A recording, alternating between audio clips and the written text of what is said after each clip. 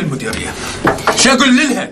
أقول لها قد النسوان؟ لا أصلا النسوان أحسن منكم. إيه على الأقل عندها غيرة وحياة، بس أنتوا لا غيرة ولا حياة عندكم.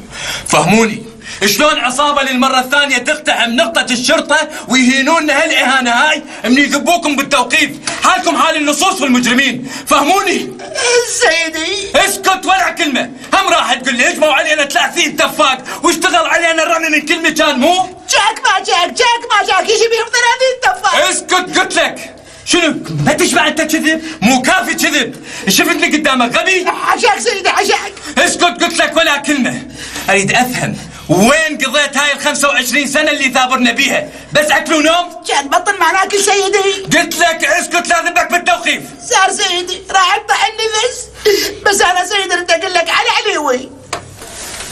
شبيه عليوي؟ سيدي بالمرة الأولى شبيل العصابة سألنا على عليوي. شنو سيدي واحنا بوقتها كنا مسافرين للمديرية. سألك عليه يعني شنو؟ سيدي اعتقد رادوا يطلقون صراحة. زين ليش ما قلت لي بوقتها؟ نسيت سيدي. نسيت شنو؟ ضمد. نعم سيدي. اخذ ذنبه بالتوقيف. الله يطيح حظك.